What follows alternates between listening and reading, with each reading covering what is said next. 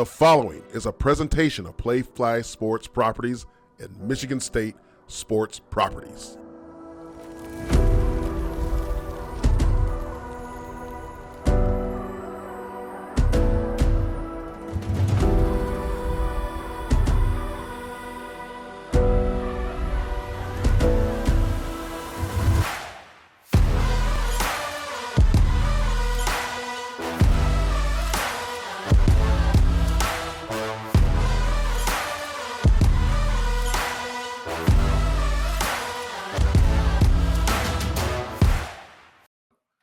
Well, welcome to This is Sparta MSU. Happy holidays, best of edition. I'm your host, Jason Strayhorn, along with my main man, Jehuu Caulcrick. Happy holidays, everyone. We got a special show planned for you today. Chew, let them know what's going on here. Yeah, for the happy holidays, Merry Christmas. Hope everyone had a great, day celebrating. But yeah, we have the best stuff for you coming up today. All the interviews from the entire last year. We selected some great guests. If you want to reminisce, Javon Ringer's appearance on the show, Tony Mandarich appearance on the show, Lorenzo White, talking about production with the four-hole. All that is in this show. Rico Beard, Nightingale, all those guys. We're going to relive those memories here, and they're all compliments of the support that you guys, that This is Sparta MSU podcast family has brought to us. That's right. We really appreciate everything you've done for us over the previous years, and this is a time for us to reflect on all the great interviews. The great Jimmy Raye, can't forget him, Curtis Daniels, Fritty Loc, all the Reese. Knowledge. The man, Ike Reese.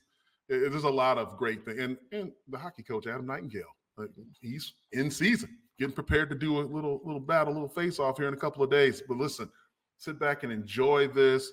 Enjoy the time with your family. That's the most important thing. And as part of our family, from us to you, we really want to thank you all. God bless you. We look forward to seeing you in 2024 for a big year. We have a lot planned.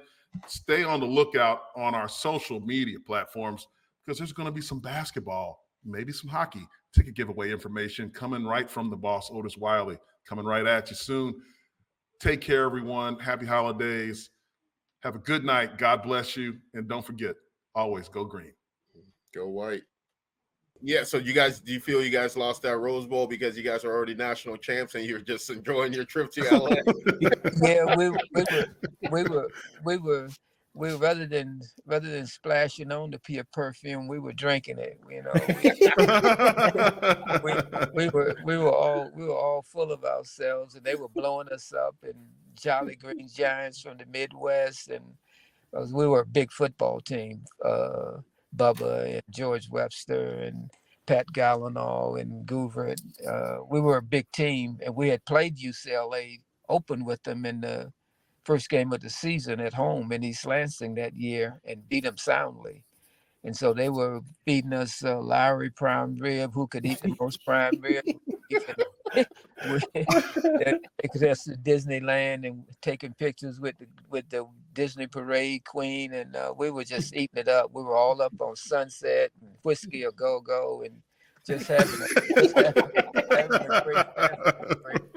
But Michigan State had always had a history of playing or having black athletes and great black athletes, Don Coleman and Leroy Bolden and Ellis Duckett and Willie Thrower, who was the first black quarterback at Michigan State in 54 and 55, even though he didn't start. He was the first black quarterback at Michigan State from New Kensington, Pennsylvania. So when I made the decision to go, initially I was wanting to go to the University of Minnesota if I was going to a Division I school, because Sandy Stevens was played at Minnesota and played in the Rose Bowl and led them to a national championship. I knew that he played, so I figured if I could go to Minnesota, I would also get a chance to play. But I went to Michigan State, and the campus was very receptive, particularly to the black athletes, because it wasn't that many black students. They increased that my sophomore and junior year when they started all of the programs in Detroit, but there were no incidents that we encountered uh, that were anything similar to what we had experienced in the South and during the Jim Crow. The name, image, and likeness in the transfer portal, you had to continue recruiting the guys every day. And your staff had to be on top of them every day. And then you have to be vigilant about watching what is in the transfer portal, and if they fit your criteria and your environment that you're trying to create to bring them into your program.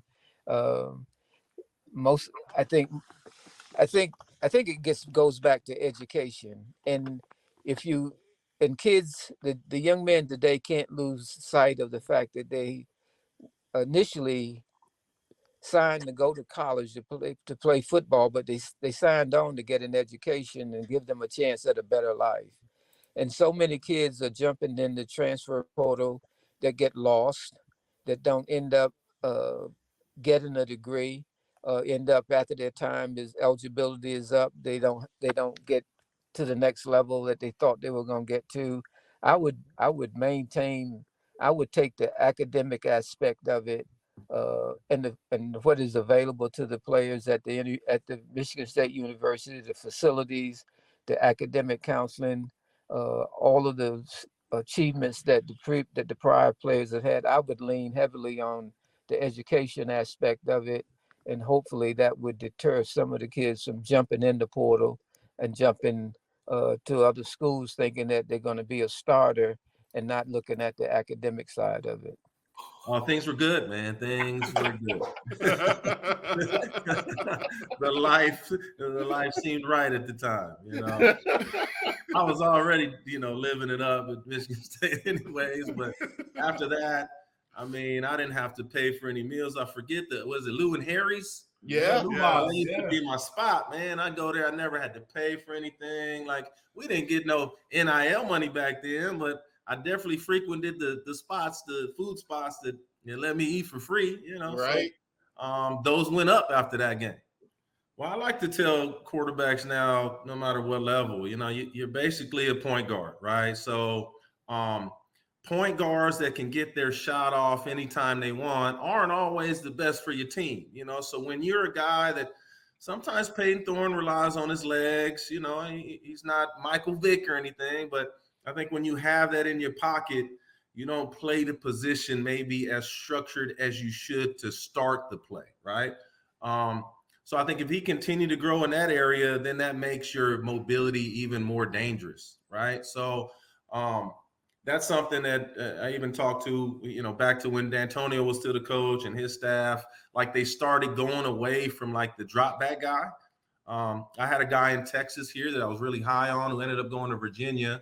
That I thought would have been a great fit for Michigan State, but they wanted a guy that's a dual threat. And, the problem today, I train a lot of quarterbacks too here in the Metroplex in Texas. And everybody claims to be a dual threat. But if you don't do one exceptional, that's not a dual threat. You can't do either really well. That's 100% correct right there. I got that foundation from Coach Saban and his staff. So once I had that foundation of a professional offense, how it's called, the verbiage, how you get in and out of the huddle, like even though it was only 1 year, I mean, I just rolled into the NFL like, okay, I've done this before. The verbiage might be a little different, but I've done this. This is all stuff that we did at Michigan State. I changed protections. I audibled into better plays. So I was ready, as ready as I could have been at the time, because at the time there weren't very many rookies starting back then. Right. Steve McNair got drafted a year ahead of me. He didn't start till year 3, so I was starting before him, even though I was drafted later. And so those things didn't happen that often back then, but it was because of that foundation that all the teams I played for, and there's a lot of them, that I was able to transition pretty smoothly. I knew what to learn first. Sports in my family were always important. I was the youngest of 5.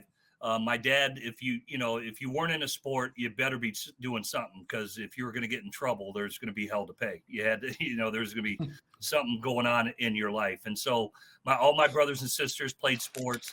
My dad always constantly mentioned to me, hey man, you got your whole life to work. Just go play, enjoy the sports. So I played all 3.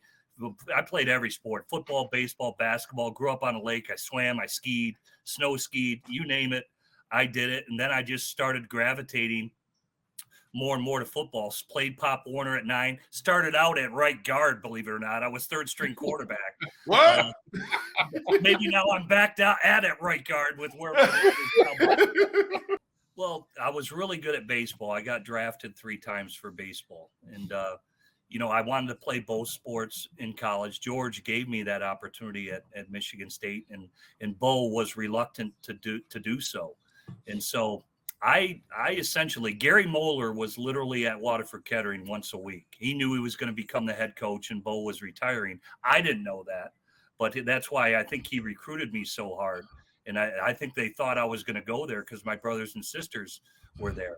Little did they know Norm Parker, who recruited me at Michigan State, God rest his soul. His son's doing a great job down at Iowa. Phil Parker, he's incredible. Oh, heck yeah. And and so when I went to my Michigan visit, I canceled my Stanford visit. Notre Dame, I knew I wasn't going there. So to me, it was going to be in state.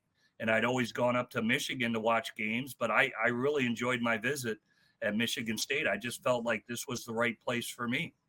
So I went to my visit at Michigan, walked in Bo Schembechler's office. One, I was mad because he didn't introduce himself to my parents, so that upset me. And he basically said, well, are you a Michigan man, baseball, football? I don't know if we're going to let you do it here. And I said, I guess I don't need to go here. I said, Mom and Dad, we can get up and get out of this office right now. And literally as fast as we walked in there, we were walking out that door, and Gary Moeller's eyes were about as big as saucers. When I came walking out, I said, Gary, where's the nearest phone? And I committed to Michigan State from the Michigan Wolverine football office. I called Norm Parker and told him I'd becoming a Michigan State Spartan just because of that meeting alone. Unbelievable. Y'all hear that history? Can't nobody challenge that. And my mom and dad, I'll never forget, my dad and mom turned to me. They said, son, you made the right decision. We wanted you so bad to go to Michigan State. They knew I made the right decision. They felt it just like I did, that it was the right decision for me. And it was. So Gary Moeller's like in disbelief that I said, hey man, where's the phone? And the funniest thing is Norm Parker picks up the phone and I said, hey coach, this is Jim Miller. He said, hey, aren't you in Ann Arbor on your visit? I said, yeah, but I'll be coming to Michigan State. He was ecstatic. It was hilarious. He goes, are you serious? You're committed to Michigan State from Michigan's football? I said, yeah, I just did. When I went to my Michigan visit, I canceled my Stanford visit. Notre Dame, I knew I wasn't going there. So to me, it was going to be in state. And I'd always gone up to Michigan to watch games, but I really enjoyed my visit at Michigan State. I just felt like this was the right place for me.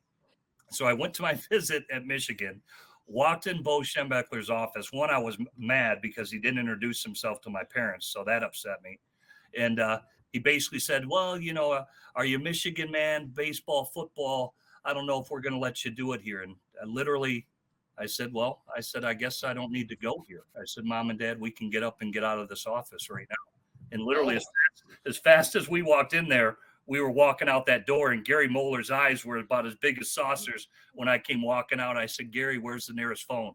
And I committed to Michigan State from the Michigan Wolverine football office. I called Norm Parker and told him I'd becoming a Michigan State Spartan just because of that meeting alone. And it's unfortunate that game. Pete Stoyanovich, who was a kicker, he missed 4 field goals. And I remember George at halftime. Pete, we go in at halftime, and George is in front of the team, and Pete's in the first chair, and George is grabbing his vest. What are you doing in here? Go practice field goals, like that. Guys are dying laughing. And then, so you talk about the 4 missed field goals, that you could have been in a Rose Bowl. You could have been standing there with the rose in your mouth, going to Lowry's for the prime rib. but a damn kicker held you back from that. Yeah. It's no secret. I'm not a fan of kickers. No, they're really not a part of the team, quite frankly. I mean, there it is. I'm a raw athlete. I'm just a raw athlete playing football, and they do the best they can with me. And so I didn't get recruited by very many schools. So I think the only schools I got offered from was Michigan State, University of Cincinnati, University of Illinois, and Ball State University. So a lot of people don't realize also, fellas, I didn't play my senior year in high school. So that was my junior year that I played. So, yeah, I only played 1 year of high school football.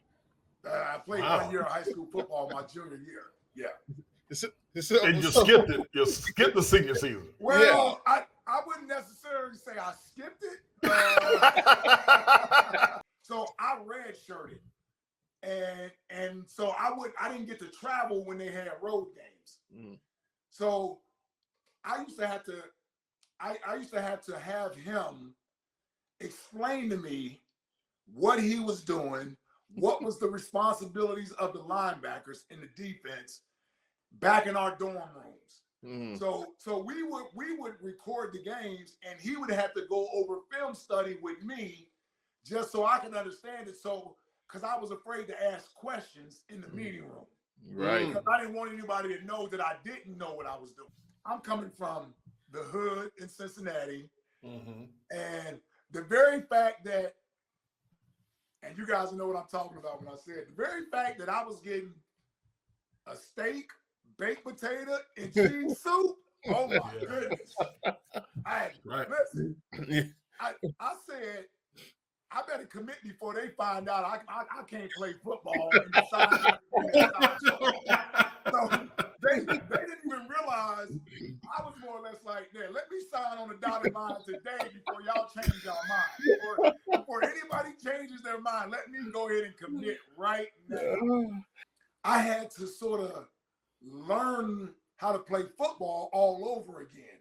So I had a coaching staff prior to him that allowed me to just go out there and be an athlete. Go be yourself. We're not going to try to confuse you or bog you down with a bunch of different assignments and responsibilities.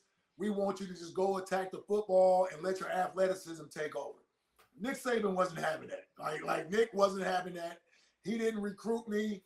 So I had to basically earn his respect. And because he was such a tactician when it came to defense, I don't care how good I felt I may have done in practice or in a game, like coach was gonna let you know that wasn't good enough. Like, that ain't good enough. And I'm putting it mildly, like real loud. Yeah, exactly. He's gonna let you know that ain't good enough. And so I tell you what, though, Stray, and you know this, what it did is it forced me to not be complacent. And so just when you think you've worked hard enough, you think you've done enough, and you can't do anymore, challenge yourself. I guarantee you can do more. I guarantee you can do better. This was way before steroids, before I took any steroids. And that's a very sensitive subject because not many people know about that. So I don't want to get triggered or anything, right? So look, at the end of the day, it's steroids. Although I will say it was a mild cycle.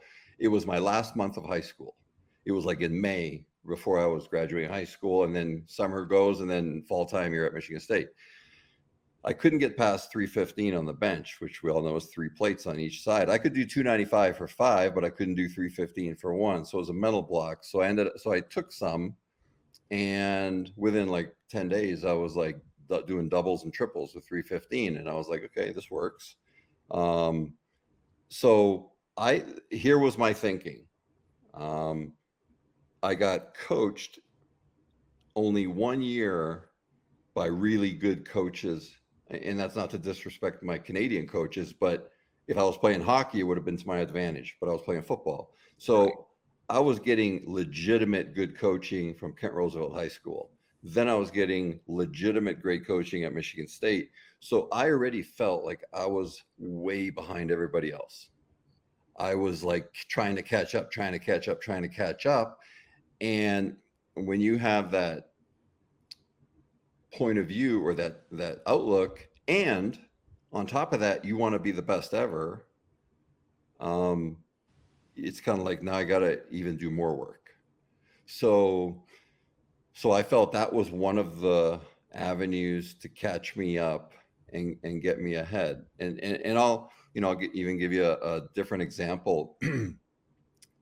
5 years at Michigan State, first year was redshirted. I never went on a spring break because I would stay there. I would train my butt off, both in the weight room and on the track every year. So that gives me almost 2 weeks. Okay.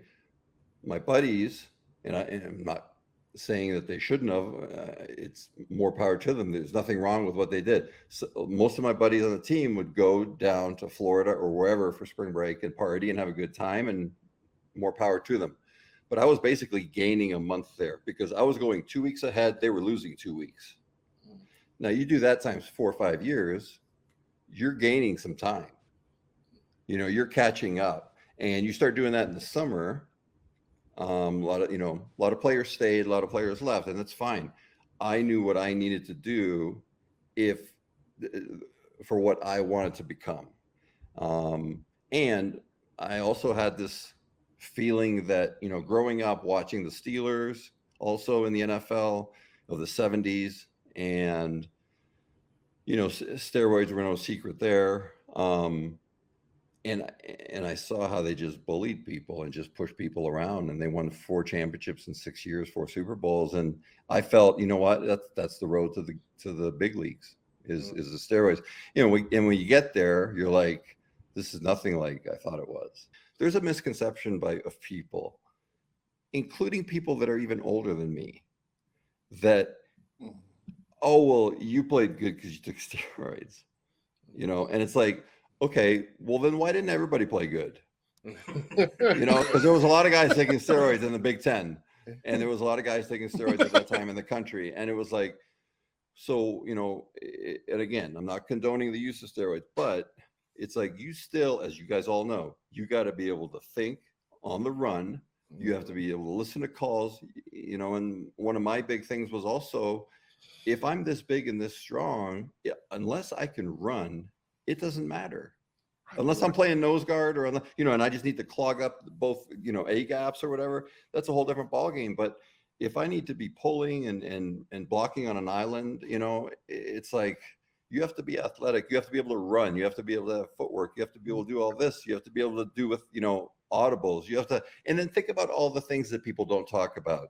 You got to not get in trouble off the field.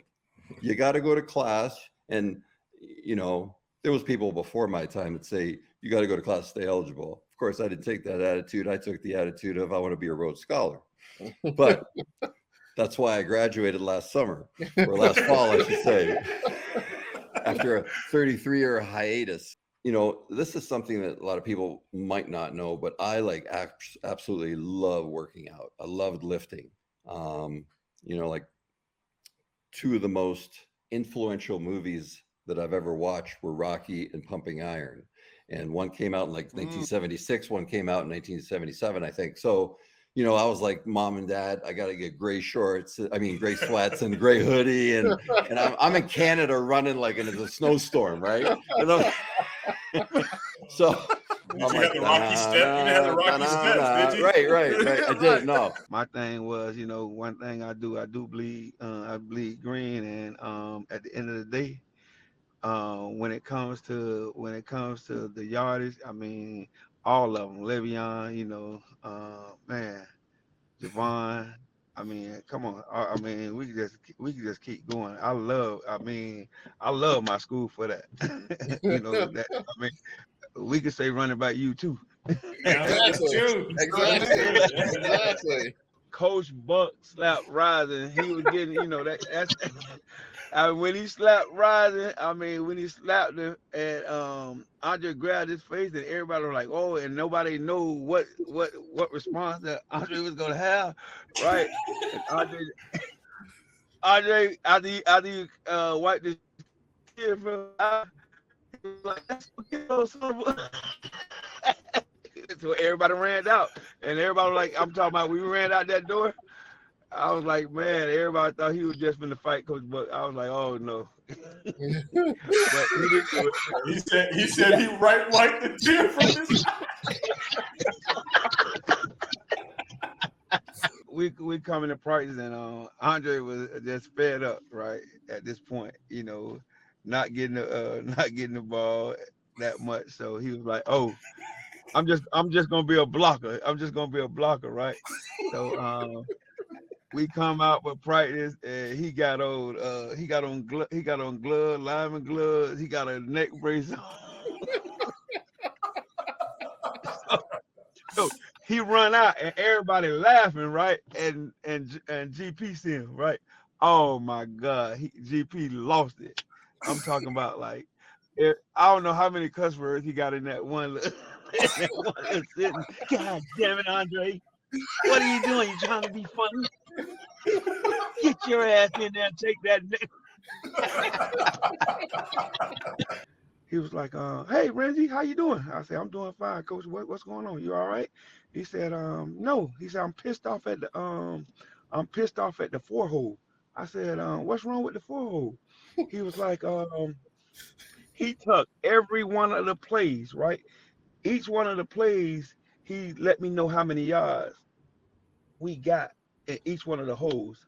And he said, we're not being productive in the 4-hole.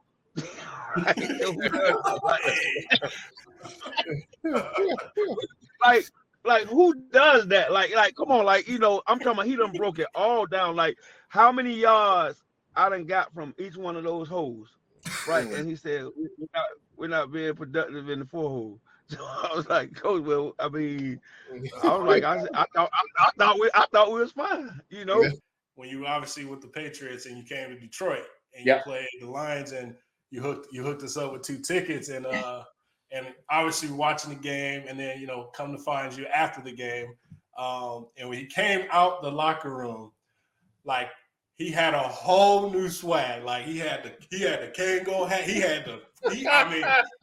He was dressed to the 9, right? And so we were talking. He was like, "Yeah, Tom just gave me all his clothes from his closet." Yeah, I'm the oldest of 4. I never got any hand-me-downs, and then I got there, and I'm getting hand-me-downs from Tom Brady. I was like, I got to take them. I'm going to look way better than what I could afford right now. English shoes. The suits were a little big. I had to pass on the suits, but the shirts, the hats, everything. Oh, man. How great is that? For being a Spartan, he took care of me. I was telling someone the story the other day. One of the summer workouts, it was so hard that I went home, passed out. I woke up, the alarm clock said 6:30, and I thought, oh my God, I'm going to be late for the 7 a.m. workout. I got in my car, I'm driving down, I'm like, why are people getting lined up at Rick's right now? And I thought I had left. Those far in line. That was something that real. That was real. And I think those tough moments, I think you have to fight through them. You have to work your way through them, because if you don't, when a real tough moment comes along, like you're gonna crumble. And that's why I look, like the transfer portal and all this stuff. Now they make it so easy for kids to just give up. My experience at Michigan State taught me a lot about perseverance, handling tough times, learning from great people, great coaches, great players. Not just in my quarterback room, but just in general. I mean, you look at. I was kind of getting prepared for this and looking back at the rosters of guys that we play. I mean, we sent a ton of guys to the NFL, got a ton of guys play, training camps, all those things. And, we couldn't always quite piece it together, but, it always taught me something about persevering and grinding through. Like I remember my first 3 years were rough. We didn't win very many games. And, I also look at like in today's day and age, like the transfer portal and all that stuff, like we didn't have that luxury. You had to like fight for it. And that taught me a lot. And it's what got me through for 15 years in the NFL. I haven't had it easy. I've been cut, traded, all those things. But when it goes back to it, like, those lessons you learn, as a young kid trying to just figure it out in East Lansing and try to make a spot on the team and learn from other guys, like, it prepared me for the ups and downs, because the reality is football is a bunch of ups and downs. And, it's a very humbling game, and you could think you're on top, and then the next week it ain't going to be your day. And that's just the way it goes. And I think, I learned that, through some tough times at Michigan State, and, it's invaluable to me. I really believe I wouldn't, have had the career in the NFL that I've had if it wasn't for, learning how to deal with that adversity. But the video show, it was just magical with all the players around. They did the dancing. The president was dancing with them and stuff like that. But Al, we ain't never going on probation with Allen as our athletic. Just know that. Al, I said, come on, Al, man. Come on, man. He was tripping. But yeah, Coach D is the one that made that happen, because we tried to get him there for the last game in Minnesota. It didn't happen. We tried to get him there for the Big Ten championship, but Rich Homie had a concert that day, and then we forced it and made it happen to get to LA. Didn't Rich Homie play a concert at the auditorium on campus? Afterwards. So Afterwards, prior to us playing his song in the locker room, he had never been booked for a show in Michigan. So after all of that stuff, when I was talking to his dad and everything, it was helping his career. It was getting him notoriety, breaking him in the Midwest. And then after all that became the theme song, people booked him, and he went and did a show at Michigan State, and Coach D came out on the stage with him. Yeah. And it was cool because some people in that position will kind of make a person feel like you just using them, but they kind of had really struck up a genuine relationship. And Coach D, when Rich Homie started supporting us, it was cool for Coach D to come out and support him. And even, when I think they had got shot or something, he called to check in on him. Same thing with 2Dub. And with, Coach D, man, I that was my first time ever hearing him cry. When I talked to him about 2Dub stuff, and he supported, sent money to 2Dub's wife. And, he just wanted to stay plugged in that whole situation. But he as people know, he's a great man. Big Ten, I didn't even know anything about the Big Ten or where Michigan was, and I didn't know that we had to go.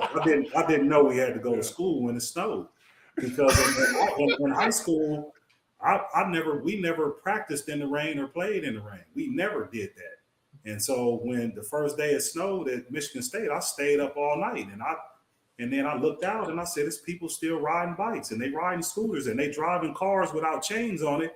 And I thought we wasn't gonna have to go to school. So look, I get dressed. My roommate Mill Coleman, I stayed with Mill for 4 years. It was a thrill, baby. Yeah, I had the biggest coat on campus. I had this triple fat goose with fur on the neck, and then I bought these long johns I put on. And Mill would be like, "Boy, when you get to class, you're gonna be sweating." I said, "It's cold outside. I'm putting everything on." Scuba gloves. I walked across the tundra. I got to my natural science class, and your boy was all sweaty. And, and then when I didn't get a car till my 4th year, I had the bright idea, because the doors was locked. I was like, "That's stupid. I'm not about to scrape it off. I'm just gonna throw some hot water on my lock." And I was naive, man. I threw that water on. They was like, "You dummy, it's just gonna freeze." And what I mean? So I was naive, man. In California, all you really thought about is what neighborhood you was gonna be in. When you move to Michigan, you got to worry about the weather. That type of way, the story's been told, but I own a recording studio here in Atlanta, and I happened to see the guys celebrating in the locker room one day. And one morning I came in, and Rich Homie was in the studio, and I was like, "Man, do you know what's going on to your song?" And he was like, "Nah." So I went. I had my iPad at the time. I went and got it. We sat in the lounge, and I played him the video, and he was tripping off of it. And so the version that you guys just played, that was my younger brother, Blaze One. He remade it and did some lyrics to it. And then, I had the opportunity to facilitate Rich Homie to come to the Rose Bowl, and I was in the locker room when everybody was dancing and partying. Stan builds character. Like you gotta be in a world where you're gonna be in a predicament where you're gonna be forced to do some things that make you uncomfortable. But if you can work past that point, that's where the greatness is. But so many people fold up, pack up tent, and give up. And I don't respect that. You know what I mean? I be sitting here thinking like some of these people, I mean, y'all give it to them. Y'all be like, once a Spartan Dawg, I'll be like, man, they left. I'm like, man, you left. Shocked, just to say I was shocked is the understatement, because I truly thought, now he'll tell you, he told me, like, I think you're just trying to be humble, but that wasn't the case. Like, I genuinely did not feel like, one, I did enough individually to get inducted. But What? I didn't. I was never, so this was my thing. I was never a part of like a Big Ten championship team. I was never a part of like a big bowl game winning team. Like, so that's where my mind went, like the winning part. Like, I was never truly a part of something huge like that. So that was one. Number two, I thought about if I did possibly have it, because I did know I was number 2 all-time rushing behind Lorenzo White, and then I passed him, and I'm number 1 in Michigan State history in all-purpose yards. I did have that, but in my mind, like I said, I never was a part of what I just described. But then also, I always thought, like, if I did have any chance of getting in, it wouldn't be till like freaking 50 years down the line. I'm like super old. You know, I can barely. You can barely enjoy, because honestly, just being honest, like, I ain't trying, just being honest, that's usually how that go, right? Like, usually guys are like super old when they get in, and that's just kind of what I thought. Like, I felt like eventually 50 years later, they probably like, yo, we need to fill a spot. So, hey. The unselfish moments this game here when I fumbled and then you faked an injury so I could score a touchdown to feel better about myself. Hey, man, so that's funny. I remember that, like, that fumble, they brought it back, they scored, and then we're in, and it was, you know, usually we was tag teaming, but I stayed in that whole drive. When we got down there, I remember I got us to like the 2, and I'm trying to get myself out. Yeah, like, this is my dog Jehuu. He want these touchdowns, bro. Give and my plus dog it was an outside zone play too. Yeah, and they like, I remember they were telling me like, no, stay in there. Then I was like, all right, my hand, Man down. Bro, I wasn't about to let that be the last time you touch the ball that game. And if you fumble, like, nah, bro, give my dog his 6, bro. Give my dog his touchdowns, man. See, because then I'm running, we do the thing, I'm running out. I'm running in, Javon's running out. We go do the high five. He looks at me and gives me that smile, and then it just hits me. I was like, this son of a gun faked an injury. And then so we get back to the bench, and I'm sitting there. I was like, Rings, did you fake an injury? He's like, yeah, man, I couldn't let you go out like that. You got to score. You got to feel good. You know, I can't help but think that we got to bring on the guy who taught you how to run the ball, especially when you were at Michigan State. Dan Enos. Yo, Coach Enos. Hey, coach. Woo! Hey, these 2 guys didn't even know how to run until I got there. They're like 1 foot in front of the other. Y'all, listen, y'all. I tell to this day, places I've been, because I was last at Toledo before I came here, but was Michigan State, then went to Toledo, and being back, I tell everybody that my favorite coach was Dan Enos. That was my guy. Hey, Coach Enos, man. I really appreciate you, man. You were the best coach I've ever had, man. And it wasn't even so much about just the coaching part of it, but just you as a person, dog. Like, your sarcasm, your humor, like all of it. Like, I appreciate you tremendously, man. Well, I mean this, and to all you guys, I appreciate you guys, all you guys, and I appreciate this podcast. I've been following it on Twitter and stuff. I see clips and stuff. I'm like, this is awesome. I appreciate you having me on. Choo-choo, you guys. But Jehuu and Javon, having coached you guys, I mean this, man. I love you guys, and you guys were 2 of my favorites. I don't like to say that, so don't tell anybody I said that, but not ever if I rank them. Like, every day going in there, I was like, this is going to be a new experience going in that room, and you guys seriously made my life a lot easier, and I thoroughly enjoyed coaching you guys. So thank you, Coach. I say to Mark, I go, you know, Mark, some of these non-conference games are a lot more difficult than people think. And he's looking at me like, what are you talking about? I said, for example, Michigan has just lost to Appalachian State. He says, really? This is on the air. Really? But I started laughing. I go, really? And then he goes, moment of silence. One of the greatest lines I've ever heard. So with that, let me tell you this.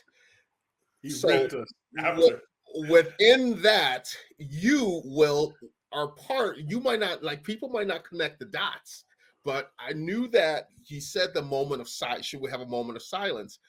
And that is what sparked that following year with Mike Hart's little brother comment, because if you look at pictures after they beat us, they went to that same year in 2007. They were in the middle of the field. They held a ceremonial moment of silence. You can see a picture of Mike Hart going like this and everything. So those sort of things too. So Will, actually, you had a little play in that little brother comment to the whole thing there for asking that question. Oh, so you were billboard material? Is that what they got that and played it for the team? Yeah.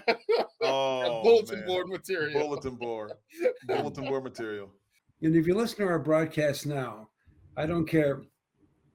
It may not sound like it fits, but every basketball broadcast for sure, I mentioned somewhere in that broadcast something about home, the weather, anything. So those who are listening, who are from Michigan, from Lansing, whatever, can have a little bit of home to think about. And that's the impact this sort of thing has. And this is the subtle stuff Coach Izzo does. It goes unnoticed sometimes, but it's amazing the impact all this has. And to get to be a part of it, I mean, really, all I do is kind of show up and figure out who's got the ball. So I'm kind of along for the ride. The Big Ten during the COVID year, we were off 17 days. We just got the green light to come back to practice. Our team was ready physically to go on the road and play basketball. We physically weren't ready. Yet the Big Ten still made us go. And they didn't do that to every school, and I'll just leave it at that. And so we go to Rutgers. We had 3 road games in a row: Rutgers, Purdue, Iowa. So we go to Rutgers, and somehow we're within 4 points at halftime. I don't know how that happened. And we wound up losing by 30 because we were just physically exhausted. We needed at least another 3 or 4 days of doing nothing to get our sea legs back. And so I'm looking at Matt like, what are we possibly going to ask him? And he's in there and he says, guys, I'm ready. And so we welcome Tom on. And before I can come up with any sort of question, he says, don't even ask me a question. I'm going to tell you guys what happened. For 10 minutes, he explained exactly what happened to his team and the game. And it was the best interview I've done in my life because I didn't ask one question. And we know you got questions, right, Will? I got questions. Right. I got questions. No, Will, you got to do it. You got to close your eyes. Yeah, well, you got to give us a play. Give us a play. Okay. You guys got your eyes closed? All right, we're going to close our eyes. Okay, Yes. Here we go. Okay. Wiley brings it down, gets it into the wing to Caulcrick. He's trying to set up Strayhorn down low. They got him boxed out. Back to Wiley, wide open for a 3. He got it. I'm glad you put me at the shot. Let's go, baby. That's pretty damn good, Will. Great. Leave the quarterbacks out. as good as they are, I think you do Kirk Gibson, Lorenzo White, and Plexico Burress. There you go. I think in both cases, those schools are better off that the game ended in a tie. When you think about the lore of that game 50 plus years later, and I got a great story. George Gedeke played in that game at center. One of Notre Dame's greatest offensive linemen, played 9 or 10 years in the pros. And he said after that game on Christmas, some of the guys played in the North-South game in Miami. And on Christmas Eve, they're in their hotel room. They get a case of beer, George Gedeke, Charlie Thornhill, Bubba Smith, a couple other Notre Dame guys, and they're drinking beer and singing Christmas carols together. The Spartans and the Irish. What a party, huh? Yeah, exactly. There's probably no championship like the first one. And to take the Lakers down in LA in '89 with Isaiah and Joe and Bill Lambier and VJ and the rest was amazing.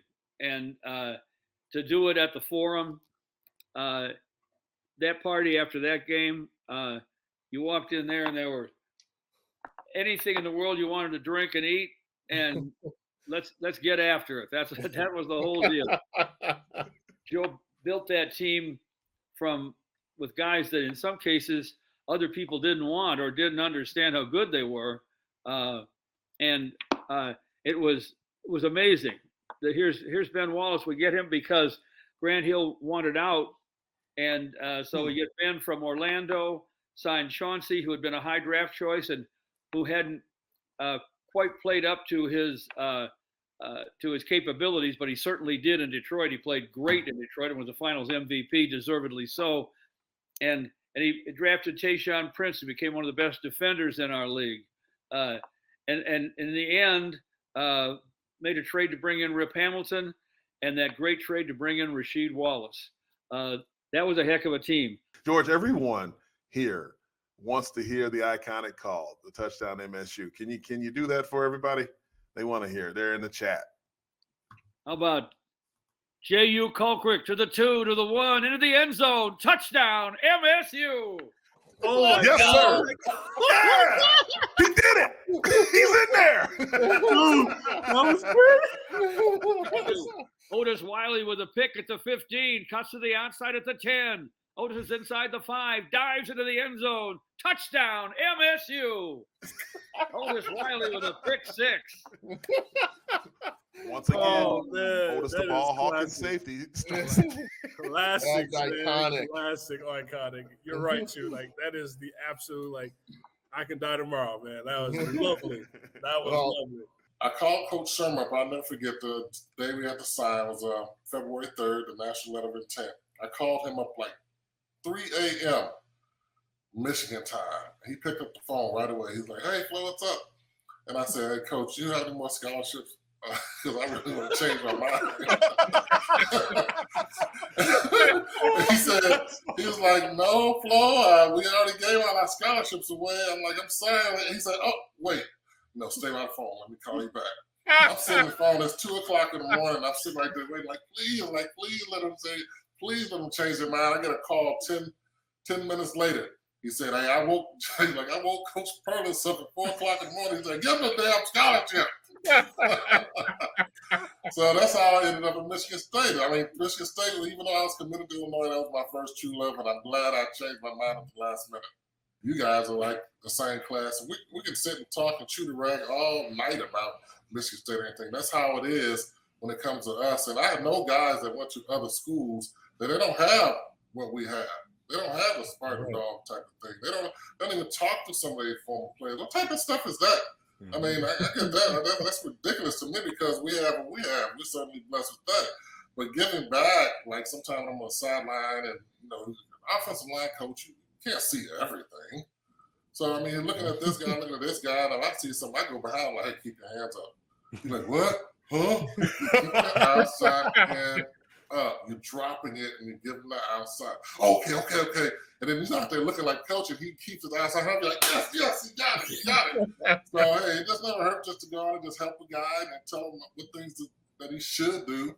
And hopefully that he do it, no matter if it's on the field or off the field. So we look at the boys nowadays where they get the one leg sleeve, the one arm sleeve, the one knot. Like, what are your thoughts on today's offensive line? I feel like it'll be like Pretty Boy. Why you gonna ask him that? He gonna ask him that.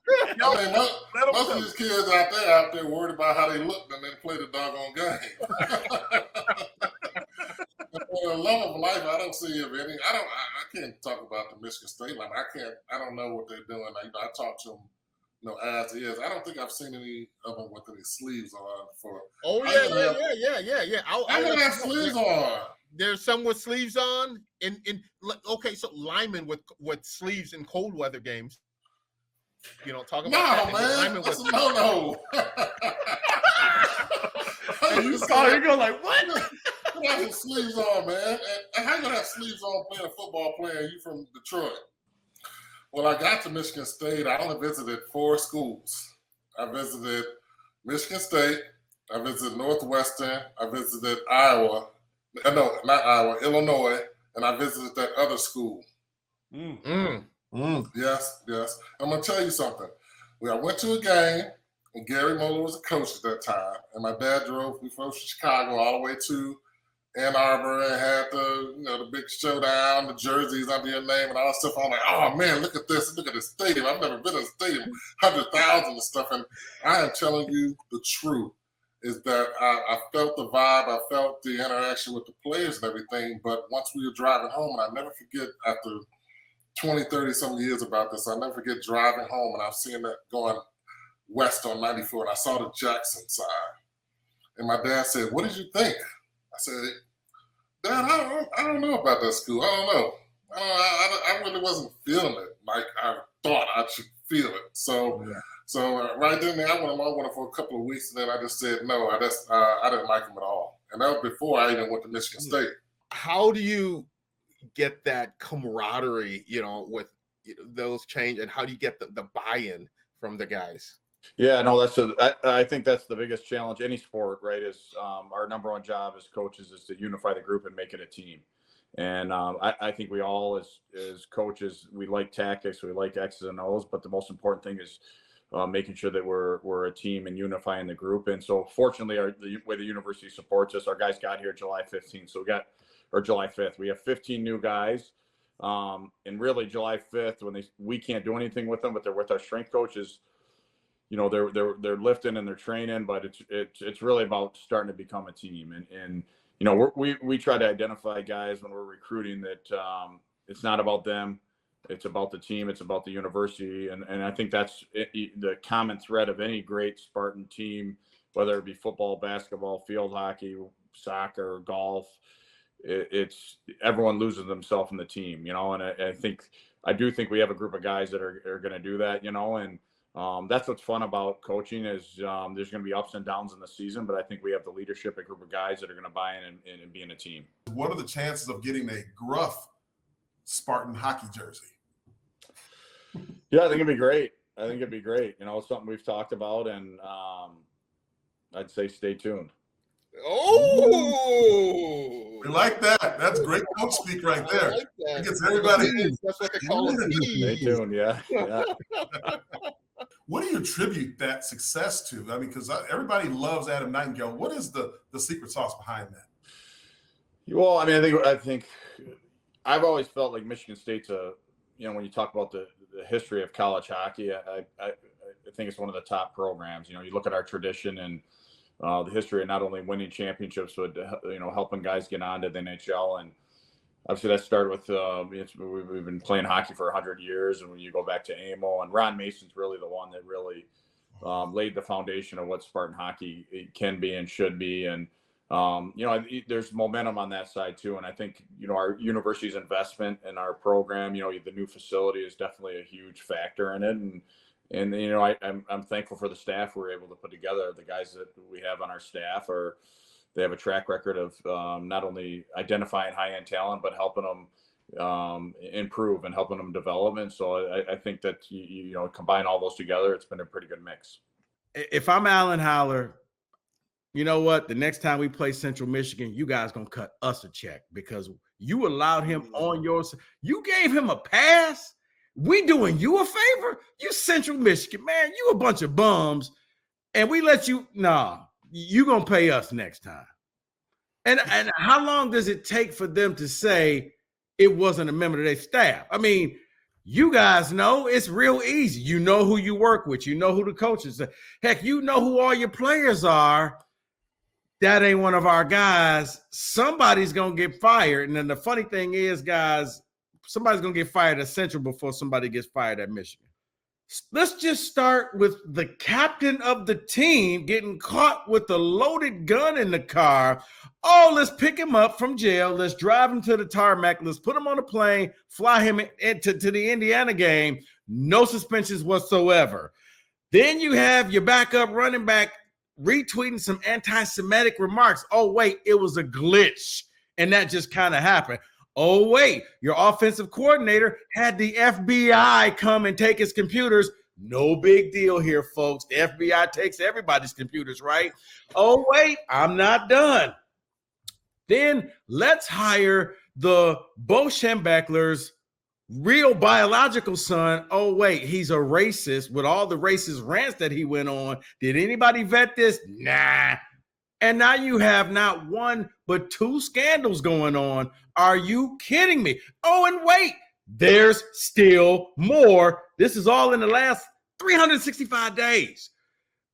I don't know if you saw the video of a low-level assistant guy who apparently was soliciting, trying to get a 13-year-old girl drunk. Like, are you kidding me? This is all, I'm not making this stuff up. I'm not being a hater. But I just think it's cute because Otis is like, the blue wall. Like, bruh, yeah. That wall is about 1,000 feet high, fortified with bricks and mortar, and it's got steel beams, titanium. Right, it's got everything. That thing's never coming down. What did he instill in you, toughness-wise, mentally tough, that you carry on today? Well, obviously no one's gonna tell you the truth more than, someone who loves you. And my dad always kept it, truthful. I can go out there and have the best game in the world, 250 rushing yards, 5 touchdowns. He'll still find something I can get better with. And at the time, I'm gonna be completely honest, I was very frustrated sometimes. With the tough love, because I'm like, dang, like, man, I'm out here balling, like, you know what I'm saying? Like, I'm not really doing this. But now I thank him for that, because like the lessons that I learned with football, I really took those lessons into life. Like, literally, like, it's so crazy, like, just going through like some of those adversities that I kind of went through with my dad, and like seeing those fall into life. And I love him for that, and I always told him I appreciate him for that, and those times, back then when we were, butting heads, sometimes it was all out of love though. So I love that man to death. And, he did a great job in raising us both. And, I hope he's proud of us. Well, I know he's proud of us, but, he's very picky. I know he's going to try to find something that we can improve on, which I love him for. And, I'm just very blessed that, he took that time and, built that bond with me. What do you tell the players who are recruits or people who are maybe thinking about transferring? What do you think? Really what I say is just like, why quit now? You went through all of this, you built these connections, built this bond. It's like, why quit now? Like, why are you going to go through all of this struggle just to take the easy way out? That's really what I was saying. Like Jaren said, I mean, you committed to a university, not a coach. I mean, shit gonna keep selling regardless. So, you just got to come in, put your head down and work, because you never know. You never know. What's your mindset and the defensive mindset this season? The defensive mindset, coming from off of last year, everybody thought we were the weakness. We were what held us back. So, that pushed a lot of us this year. So, once we heard that, when we came in the spring, we just wanted to work and get better. And, bringing in Coach Salgado and all of that, that's helped the defensive backs out a lot. Coach Barnett, they've been coaching us hard, doing all of this. Coach Hazelton always stays on top of us. So, just with all of that, that's been able to make us just so much better. And, from the takeaway standpoint, having won for a whole year, like, that's unacceptable. That wasn't gonna roll. And, with us being just so young, like, we just said we just gonna go out here and do whatever. And, it's been working for us. So, we just got to keep building upon that. What does it mean to be a big back, especially in the Big Ten? And talk about the difference from the different levels that you were at, from Colorado, being a back like you were, and then South Florida, and then the Big Ten. How do those compare for a running back? Okay, well, obviously being a, big back, you got to be able to set the tone. So, when you got to get those dirty yards in the game, You got to rely on someone to get those, 4 yards, pop them for 15, then come back. You might get 1, 2, and just keep popping them and keep chipping them away. And I feel like, I do a great job in that. Obviously with bigger backs, it's a heavier load. And, in the different conferences that I played in, in the Pac-12 and the AAC and the Big Ten, I will say like the Big Ten, it's a lot more bigger guys, but I really kind of feel like there isn't really like, that much of a difference. The people up front are a lot more thicker. And that's really kind of like what I saw for me personally, just seeing like the D tackles be a lot more bigger. Coach goes up, and talks and has the little statement quote about, I'm going to get back to the roots and I'm not going to, stop listening to everybody and the lawyers and all that. What does that mean? Knowing Coach Izzo, knowing the relationship you've built and had with him, what does that mean with this team when they're going through the pains right now? What does that mean? Well, I think it probably is a little different than it was when I played. But it means, I think he's going to try to get back to what kind of the core of what the program was built on a practice standpoint, right? And that's kind of creating a competitive, physical, high intense practice environment, because that's what the Big Ten. You guys same as Phil. That's what the Big Ten is. And when your practices are hard and intense and they become harder than what the games are, it normally translates into better basketball. So I'm assuming there was a lot of defensive drills, and seeing that we've been up late in games and haven't been able to close them out.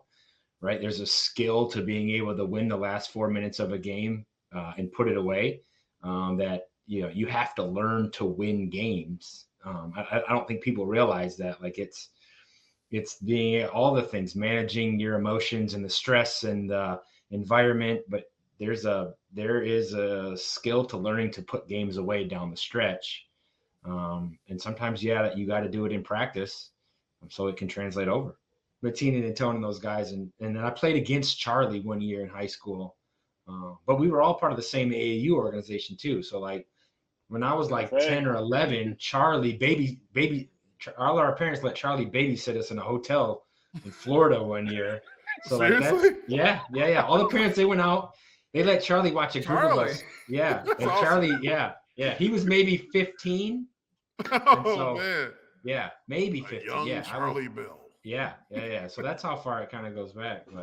But I showed up to campus and they used to sell Flintstone t-shirts with all the guys on it. My freshman year, I had one of those. I wore it to like in the weight room one day, and they made fun of me so bad because they're like, Charlie's on the t-shirt. He's still on the team. You can't wear that shirt. But, yeah. Now you go to the graduate, they're everywhere in the I know. Coach is so good at kind of taking that long-term view of like, hey, you guys aren't, most of you guys aren't going pro, right? So like, what are these lessons we can learn and kind of instill in you that you can carry on with you and share now? Like I share some of this stuff with my son as he's coming up with my daughter, and just the work ethic and the understanding of setting the standard and then living up to that standard and not sacrificing the work or your involvement beyond that. So he's been unbelievable. I mean, he's been a great kind of person to bounce ideas off of and talk to throughout my life. If there's questions I have or just life things to talk about, he doesn't have short conversations. So if I have like an extra couple hours, I can sit down with him. It'll turn into a long conversation. But I've done it. My wife, who she coached softball at Michigan State for a while, she was thinking about whether she wanted to be a head coach, and I said, let's go talk to Iz. And he sat with her for 2.5 hours talking about pros and cons of what the head coaching would look like. What does she really want to do, and helping her kind of figure that out. So he's kind of been that constant. We always, I don't talk to him all the time, but I know when I see him, or if I need him, he's a phone call away. This is Sparta MSU is a combined presentation of Playfly Sports Properties and Michigan State Sports Properties. The show is produced by Tony LaBarbera, Tony Gustella, and Process Driven Consulting. Additional support is provided by Brendan Duravage. On-location technical support provided by Good Fruit Video. Be sure to follow our host Jason Strayhorn, Jehuu Caulcrick, and Otis Wiley on social media. To stay up to date with all the latest This is Sparta news, please like and subscribe by visiting our link tree, and tell a friend to do the same. Thank you for your support, and as always, go green.